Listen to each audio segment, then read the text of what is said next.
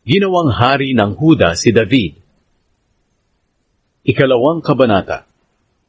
Pagkatapos nito, nagtanong si David sa Panginoon, "Pupunta po ba ako sa isa sa mga bayan ng Huda?"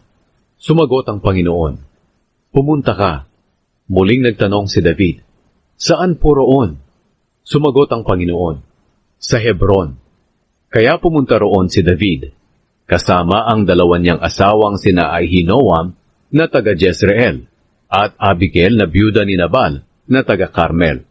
Isinama rin ni David ang mga tauhan niya at mga pamilya nila, at doon sila tumira sa Hebron, at sa mga lugar sa paligid nito. Di nagtagal pumunta ang mga pinuno ng Huda sa Hebron, at pinahiran ng langis ang ulo ni David bilang pagkilala na siya na ang hari ng Huda. Nang mabalitaan ni David na ang mga taga-Jabes Gilead ang naglibing kay Saul, nagpadala siya ng mga mensahero na nagsabi, "Pagpalain sana kayo ng Panginoon sa ipinakita niyong kabutihan kay Saul na hari ninyo sa pamamagitan ng paglilibing sa kanya. Ipakita sana ng Panginoon ang pagmamahal at katapatan niya sa inyo, at ipapakita ko rin sa inyo ang kabutihan ko dahil sa ginawa ninyo. At ngayon magpakatatag kayo at lakasan niyo ang loob niyo, kahit patay na ang hari ninyong si Saul. Ako naman ay pinili ng mga taga-Huda bilang kanilang hari." Ang alitan sa pagitan ng pamilya ni David at Saul. Ngayon, ang commander ng mga sundalo ni Saul na si Abner na anak ni Ner, ay pumunta sa Mahanaim kasama si Isbosheth na anak ni Saul. Doon hinirang niyang hari ng buong Israel si Isbosheth. Kasama na rito ang mga lugar ng Gilead, Ashuri, Jezreel, Ephraim, at Benjamin.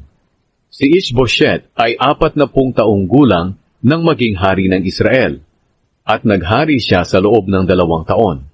Si David naman ang kinikilalang hari ng mga taga-Huda, at naghari siya sa Huda sa loob ng 7 taon at 6 na buwan. Doon siya nanirahan sa Hebron. Isang araw, nagpunta si Abner sa Gibeon mula sa Mahanaim kasama ang mga tauhan ni Isbosheth. Sinalubong sila ni Joab na anak ni Zeruya kasama ng iba pang mga tauhan ni David doon sa imbakan ng tubig sa Gibeon. Umupo ang grupo ni Abner sa kabilang panig ng imbakan ng tubig, at ang grupo naman ni Joab ay naupo rin sa kabilang panig. Sinabi ni Abner kay Joab, "Paglabanin natin sa ating harapan ang ilan sa mahuhusay nating sundalo." Pumayag si Joab, at tumayo ang 12 tauhan ni Isbosheth na mula sa lahi ni Benjamin para makipaglaban sa 12 tauhan ni David. Hinawakan nila ang ulo ng isa't isa at nagsaksakan hanggang sa mamatay silang lahat. Kaya tinawag na Helkat Hazurim ang lugar na iyon sa Gibeon. At nagkaroon ng matinding labanan sa pagitan ng 2 grupo. At ng araw na iyon, natalo si Abner at ang mga tauhan ng Israel laban sa mga tauhan ni David. Kasama sa labanan ang 3 anak ni Zeruya na sina Joab, Abishai, at Asahel. Mabilis tumakbo si Asahel gaya ng usa, at hinabol niya si Abner ng walang lingon-lingon. Nang lumingon si Abner, nakita niya ito at tinanong, "Ikaw ba yan, Asahel?" Sumagot si Asahel, "Ako nga." Pagkatapos sinabi ni Abner sa kanya, "Huwag mo na akong habulin.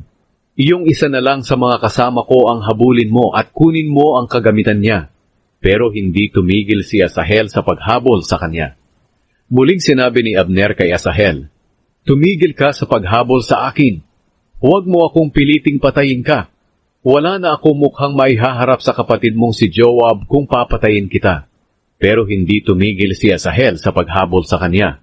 Kaya tinusok niya ito ng dulo ng sibat, at tumagos ito hanggang sa likod. Bumagsak siya sa lupa at tuluyang namatay. Napahinto ang lahat ng dumadaan sa lugar na kinamatayan ni Asahel. Nang malaman ni na Joab at Abishai ang nangyari, hinabol nila si Abner. Papalubog na ang araw nang makarating sila sa burol ng ama malapit sa Giya, sa daang papunta sa ilang ng Gibeon. Nagtipon kay Abner sa itaas ng burol ang mga sundalo mula sa lahi ni Benjamin para maghanda sa pakikipaglaban. Sinigawan ni Abner si Joab, "Itigil na natin ang patayang ito. Hindi mo ba naunawaan na samalang ng loob ang ibubunga nito? Kailan mo patitigilin ang mga tauhan mo sa paghabol sa aming mga kadugo? Sumagot si Joab, tinitiyak ko sa iyo, sa harap ng presensya ng Diyos na buhay, na kung hindi mo iyan sinabi, patuloy kayong hahabulin ng mga tauhan ko hanggang umaga. Kaya pinatunog ni Joab ang trumpeta, at ang lahat niyang tauhan ay tumigil sa pagtugis sa mga Israelita, at tumigil ang labanan.